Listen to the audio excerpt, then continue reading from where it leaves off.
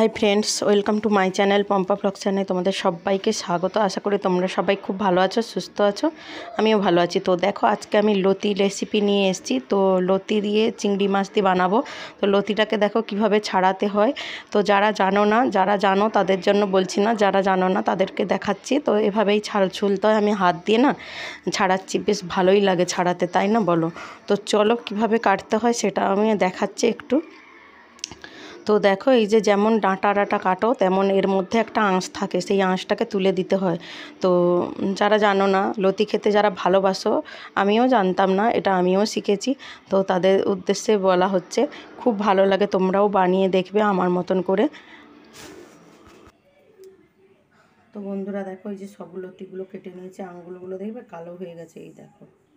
এই দেখো দেখেছো কালো হয়ে যায় লতিটা, এমন জিনিস পুরো কালো হয়ে যায়।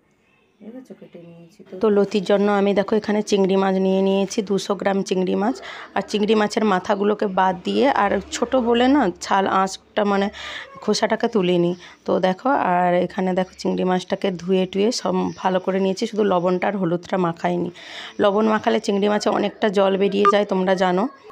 তো দেখো, তারপরে এখানে নিয়েছি কাঁচা লঙ্কা আর একটু রসুন নিয়ে নিয়েছি। একটু বেশি করে রসুন দিলে না ভালো লাগে। আর লতিগুলোকে ভালো করে ধুয়ে নিতে হবে। তো ওর একটা মানে জলের একটা কষটা ভাব থাকে। তো দেখো, আমি এখানে কড়াইটা বসিয়ে দিয়েছি।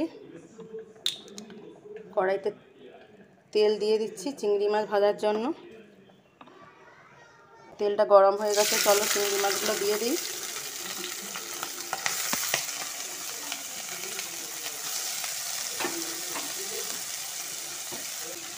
আর আমি লবণটা দেইনি, লবণটা দেবো। তো একটু হালকা করে আগে ভেজে নিই, কারণ অনেকটা জল বেরিয়ে যায় চিংড়ি মাছের। আর চিংড়ি মাছগুলোকে কেমন করে ছাড়িয়েছি দেখো, বেশি বড় নয় তো, তাই এরকম মাথাগুলোকে শুধু বাদ দিয়ে দিয়েছি আর এইভাবেই ছাড়িয়ে নিয়েছি। চলো এবার একটু হলুদ আর একটু লবণ দিয়ে দিই। দেখো একটু লবণ দিয়ে দিই। দেখছো, এমনি চিংড়ি মাছে প্রচুর জল বেরোয়, তাই জন্য লবণটা পরে দিলেই হতো।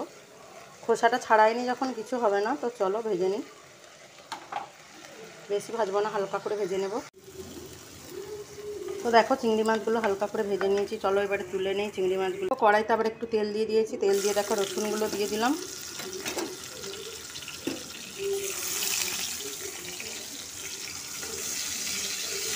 রসুনগুলো দিয়ে চলো একটু লাল করে ভেজে নিই, বাদামি করে। আমি আমার মতন করে বানাচ্ছি, তোমরা কে কেমন বানাও জানি না।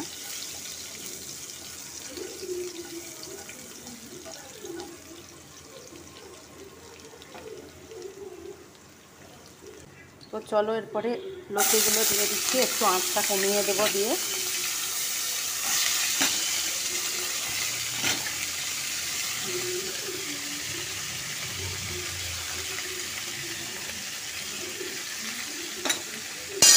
আর একটু কাঁচা লঙ্কাগুলো দিয়ে দিচ্ছি।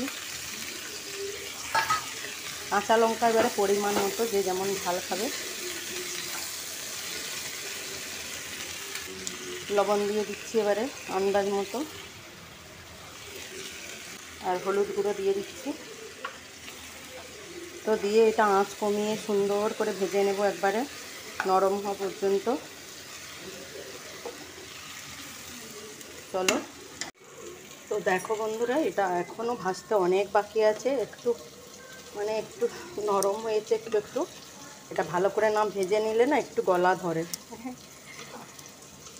তো চলো ভালো করে ভেজে নিই, একটু ঢাকা দিয়ে ভাজছি, একটু নরমও হবে। বেশি ঢাকা দেবো না, নাহলে গলে যাবে। তো বন্ধুরা, একটু আঁচটাকে বাড়িয়ে দিয়েছি, কারণ একটু ভেজে নেব হালকা হালকা করে। এরকম আমি সবুজ রাখি না, একটু ভালো করে ভেজে নিই।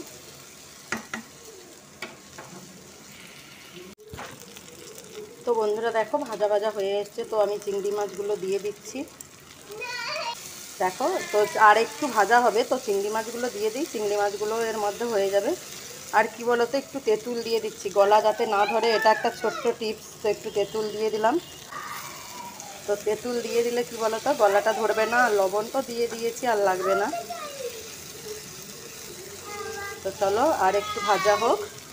তো দেখো বন্ধুরা, লতি চিংড়িটা হয়ে গেছে, বন্ধ করে দিচ্ছি, গ্যাসটা অফ করে দিচ্ছি। তো চলো তো লতি চিংড়িটা দেখানোর জন্য আমি একটা প্লেটের মধ্যে নিয়ে নিয়েছি। তো বন্ধুরা বলো কেমন হয়েছে দেখতে, আর খেতে কিন্তু দারুণ লাগে। তোমরা বানিয়ে খাবে একবার। চলো আজকের রেসিপি এইটুকুনি। তো তোমরা সবাই ভালো থেকো, সুস্থ থেকো। আবার দেখাচ্ছে নেক্সট কোনো একটা ভিডিওতে। চলো সবাইকে টাটা।